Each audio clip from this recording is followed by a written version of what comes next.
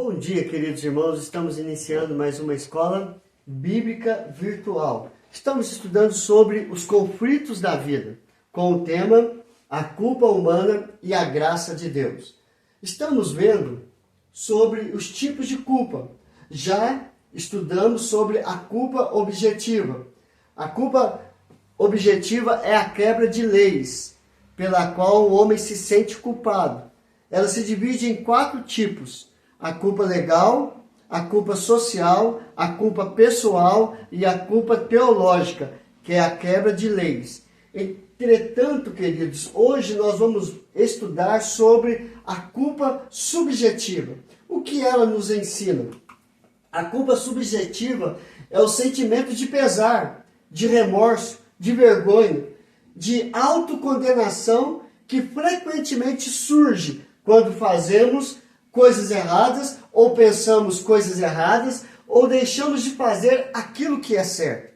A culpa subjetiva, ela é perigosa porque o remorso faz com que tomamos decisões erradas, e muitos tiram a sua própria vida por causa do remorso.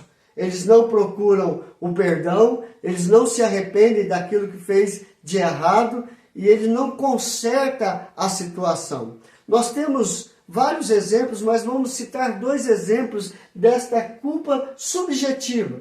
A primeira nós já estudamos na introdução, que é o exemplo de Judas, em Mateus capítulo 27, verso 3 a 5. Então, Judas, o que traiu, vendo que Jesus fora condenado, tocado pelo remorso, devolveu as 30 moedas de prata aos principais sacerdotes e aos anciãos, dizendo: pequei, traindo sangue inocente. Eles, porém, responderam: que nos importa? Isso é contigo. Então Judas, atirando para o santuário as moedas de prata, retirou-se e foi enforcar-se.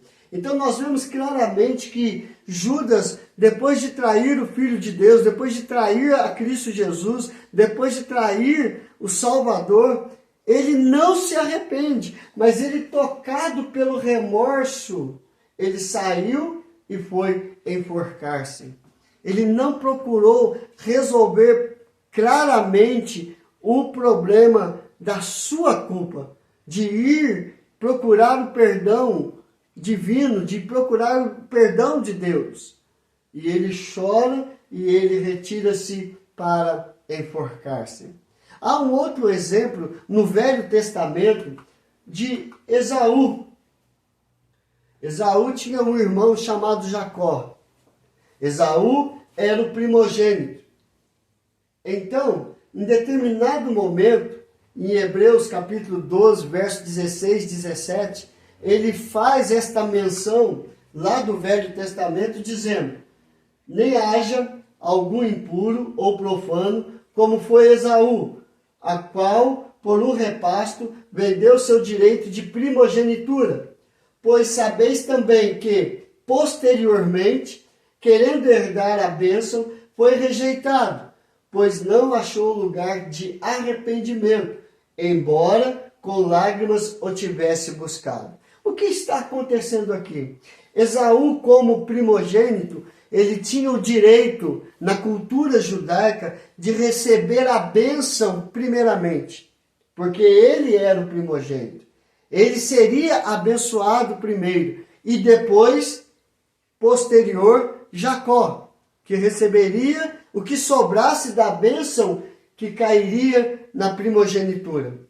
Entretanto, em determinado momento, Jacó estava comendo e Esaú chegou cansado do trabalho e pediu um pouco.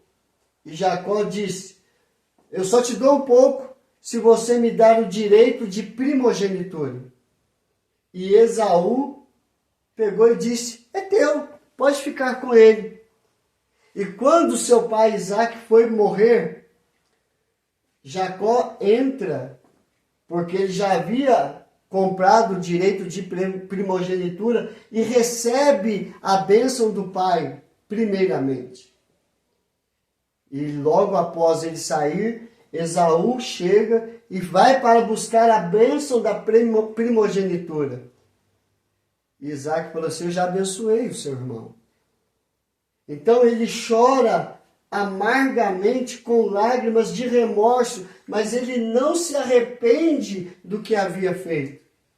Então, queridos, a culpa subjetiva é quando nós temos remorso de atos que nós fazemos errado, mas nós não nos arrependemos. Mesmo chorando amargamente, não se arrependemos daquilo que fazemos. Então, irmãos, a atitude de Deus em relação à culpa é tentar fazer com que o homem busque o arrependimento e a mudança de vida. Deus usa qualquer tipo de culpa para levar o homem ao arrependimento e à mudança.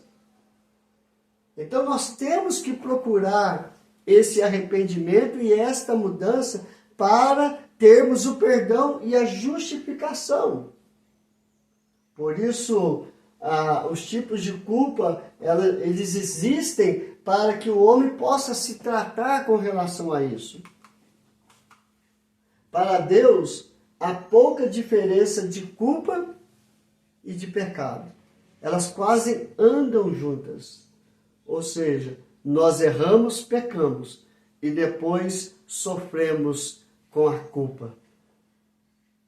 E há um caminho para resolver o pecado e a culpa: se render aos pés de Cristo e buscar o perdão divino sobre as nossas vidas. Que Deus te abençoe, que Deus te fortaleça, que Deus te sustente a cada dia. Vamos orar, queridos? Senhor, graças te damos pelo teu grande amor para conosco, ó Pai. E que possamos buscar o perdão divino. Que possamos buscar, ó Pai, o perdão da cruz. Que possamos buscar, Senhor Deus, uma vida de fé e esperança em Cristo Jesus. Porque Ele morreu naquela cruz para nos livrar do pecado, da culpa e do juízo. E nos garantir o perdão, a salvação, pela graça, mediante a fé em Cristo Jesus. Abençoa, Senhor Deus, cada ouvinte, e que eles possam ser tocados pela Tua palavra, hoje e sempre, e para todos sempre, em nome de Jesus. Amém e amém. Que Deus te abençoe, queridos, e até amanhã, se Deus quiser.